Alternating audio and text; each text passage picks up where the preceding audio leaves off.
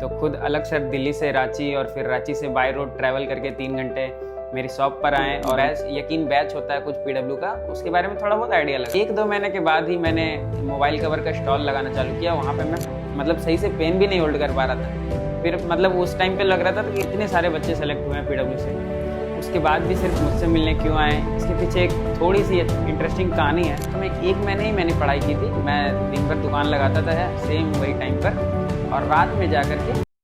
Hello नमस्कार, मेरा नाम रोहित कुमार, मैं जमशेदपुर झारखंड का रहने वाला हूं। और जब से नीट 2025 का रिजल्ट आया तब से मैं रोहित कुमार कम और मोबाइल कवर बॉय के नाम से ज़्यादा जाना जा रहा हूं। ऐसा इसलिए हुआ है क्योंकि नीट 2025 14 जून को जब रिज़ल्ट आया तो खुद अलग से दिल्ली से रांची और फिर रांची से बाय रोड ट्रैवल करके 3 घंटे मेरी शॉप पर आए और मुझसे मिला। फिर वहाँ से मेरे घर गए, मुझसे मेरी फैमिली से, मेरे फ्रेंड से मिला, उनके साथ टाइम स्पेंड किया। हमने स्नैक्स किए, नाश्ता किया, खाया पिया, खूब बातें की। उसके बाद उन्होंने मेरे नोट्स देखे, मेरे मेडल्स देखे, प्राइजेस देखे जो मैंने बचपन से लेकर आज तक कलेक्ट किया। और मतलब आप जानना चाह रहे होंगे कि अलग सर इतने सारे बच्चे सेलेक्ट हुए हैं पीडब्ल्यू से, उसके बाद भी सिर्फ मुझसे मिलने क्यों आए। इसके पीछे एक थोड़ी सी इंटरेस्टिंग कहानी है।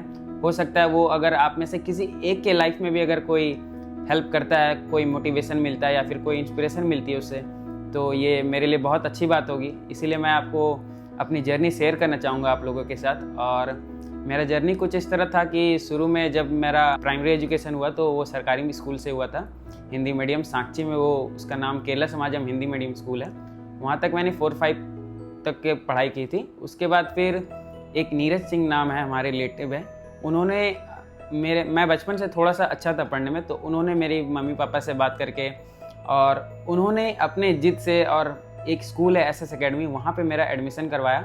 फ़ीस वगैरह में काफ़ी मतलब फ़ीस कम करवा दिया वहाँ पे। वो स्कूल नॉन एफिलिएटेड था, तो वहाँ तक मैं 8 तक ही पढ़ पाया। उसके बाद 9-10 के लिए मेरे भाई ने मेरा प्राइवेट स्कूल में एडमिशन करवाया जिसका नाम डीएसएम स्कूल था। वो आईसीएसई बोर्ड से एफिलिएटेड था। 9-10 वहाँ पे मैंने दिया। 9th में मेरी रेड क्रॉस भी आ गई थी केमिस्ट्री और मैथ्स में, तो फिर फर्स्ट टर्म में। उसके बाद फिर मैंने वहाँ से तैयारी अच्छे से की, अपने पढ़ाई पे थोड़ा फोकस बढ़ाया। उसके बाद क्योंकि मैं हिंदी मीडियम से था तो मेरे लिए इंग्लिश थोड़ा सा पॉपअप करना बहुत ही मुश्किल हो रहा था, इसीलिए मेरा रेड क्रॉस आ गया था एक्चुअली। उसके बाद 10th में मैंने 80% से बोर्ड्स पास किए। उसके बाद 10th के बाद थोड़ा सा फाइनेंशियल कंडीशन की वजह से मेरे को मेडिकल शॉप में काम करना पड़ा। हाफ डे वहाँ पे हम काम करते थे, मेरा कुछ 1000-1500 रुपये मिलता था। हम 1-2 महीना वहाँ पे काम किए थे, और हाफ डे काम करने के बाद हम वहाँ पे फिर एक क्लिनिक है वहाँ जाके बैठा करते थे। वहाँ पे बस हम ऐसे ही अपना शौक से बैठते थे, डॉक्टर साहब का थोड़ा सा बहुत हेल्प कर देते थे, बीपी चेक कर देना वगैरह, कुछ मेडिसिन ला देना या फिर देख रेख करना, वैसा काम करते थे वहाँ पे।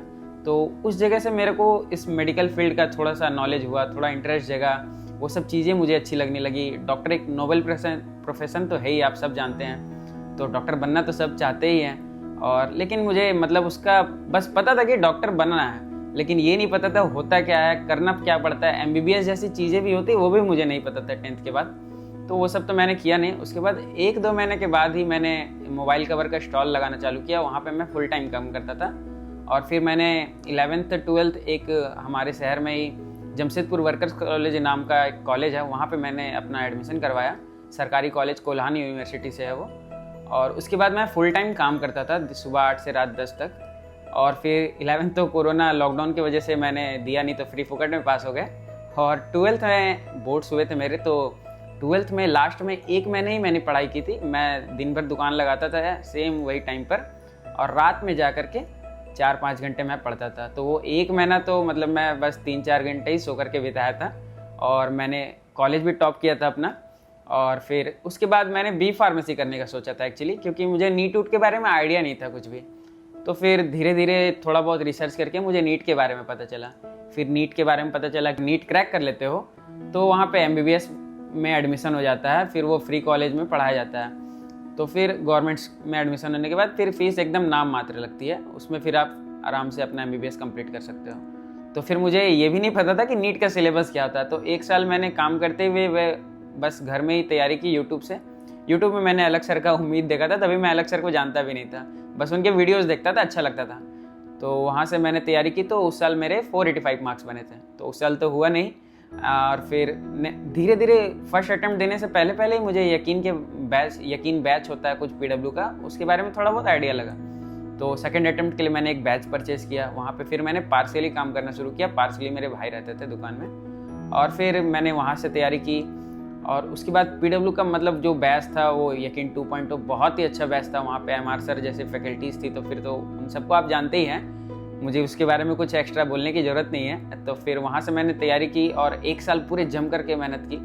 तो मेरा स्कोर 619 रहा और रैंक रही थी मेरी 56 के अराउंड। तो उस साल तो हुआ नहीं, paper leaks and cut off में हाई इन्फ्लेशन हो गया था, तो कोई चांस नहीं मिला। तो उस साल मैंने फिर सोचा कि 2 साल दे दिए, काम भी नहीं कर पाया सही से, तो मैं छोड़ने वाला था। या फिर कुछ घर में भी सब बोल रहे थे कि बीएमएस या फिर बीडीएस ले लेने के लिए, क्योंकि जैसे एक कंडीशन थी मेरी फैमिली की, तो हम लोग बार बार ड्रॉप लेना वो अफोर्ड नहीं कर सकते थे। मतलब वो टाइम तो जाते ही था, बट उस टाइम पे भी मतलब वो टाइम सिर्फ टाइम नहीं रहता था, वो टाइम जो बिताना पड़ता था वो बहुत ज़्यादा, मतलब मेरे को खुद से ऐसा लगता था कि मैं फैमिली के ऊपर बोझ बन रहा हूँ। हालांकि मेरी फैमिली ने कभी ऐसा मुझे फील नहीं होने दिया, बट मुझे अंदर से एक गिल्ट होता था।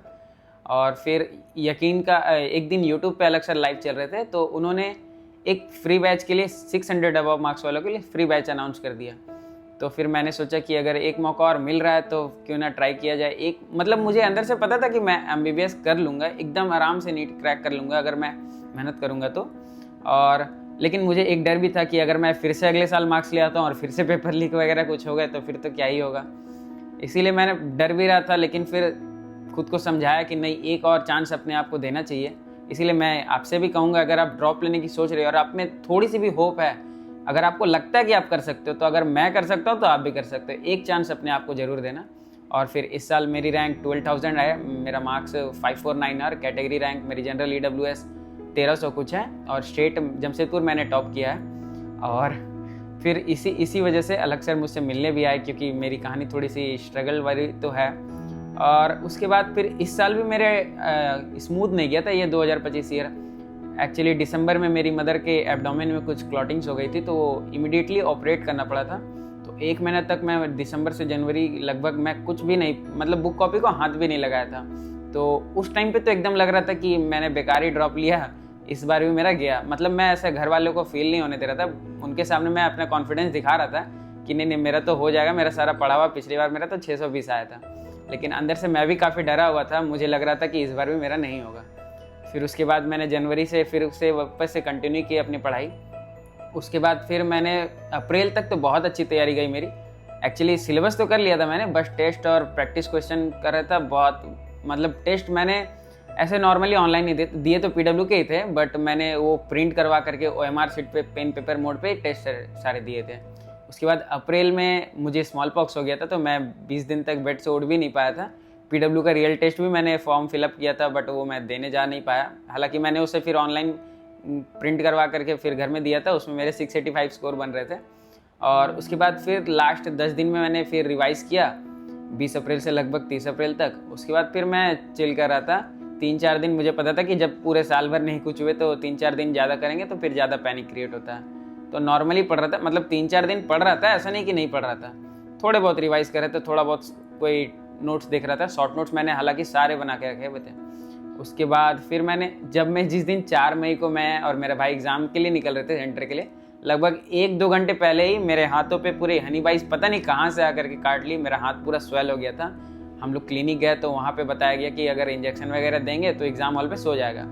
तो फिर मैं वैसे ही पूरा मैं मतलब सही से पेन भी नहीं होल्ड कर पा रहा था। फिर मतलब उस टाइम पे लग रहा था कि इस बार तो फिर से गया, मेरा कंफर्म गया। लेकिन हालांकि मैं एग्ज़ाम दिया उसी हालत में, और मैंने अच्छा खासा परफॉर्म भी किया। मेरे बायो में 337 मार्क्स थे, और केमिस्ट्री में 149, और फिजिक्स में मेरा 63 स्कोर रहा।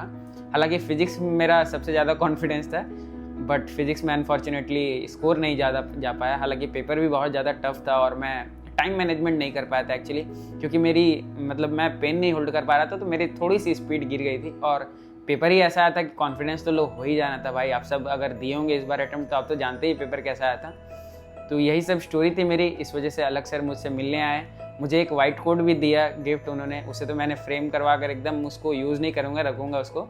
और एक फ़ोन भी गिफ्ट किया, आईफोन। और मैंने, मेरे फ्रेंड्स ने, सब ने अपने अपने फ़ोन पर अलग सर के ऑटोग्राफ लेकर के रखे हुए हैं, काफ़ी फ़ोटोग्राफ्स है। और उसके बाद फिर नेक्स्ट डे ही अलग सर जिस फ्लाइट से आ रहे थे उसी फ्लाइट से मुझे, मेरी पूरी फैमिली को, फ्रेंड्स को दिल्ली बुलाया। उसके बाद फिर दिल्ली में यहाँ पे कल ही मैं कार्निवल इवेंट करके अटेंड करके आया हूँ। वहाँ पे बहुत मज़ा आया, सारे टीचर से मिला, मतलब एक दो टीचर्स थे उनसे मैं नहीं मिल पाया। और फिर आज था 17 जून को मेगा इवेंट पीडब्ल्यू का, और यहाँ पे इतना मज़ा आया ना भाई साहब। आपको तो इस बार मेहनत करके अगले साल आना ही आना है। यहाँ पे सारे टीचर से मिलते हैं, व्हाइट कोट सेरेमनी हुई, स्टेथोस्कोप मिला, इसके वीडियोज़ में मैं आगे अपलोड करूँगा। और ट्रॉफीज़ मिली, सारे टीचर से मिले, नाच गाना हुआ, खाना पीना हुआ, बहुत इन्जॉय किया, दिन भर बहुत अच्छा गया मेरा। और अब हम यहाँ से कल सुबह चले जाएंगे, 18th को मेरी रिटर्निंग फ़्लाइट है। Thank you.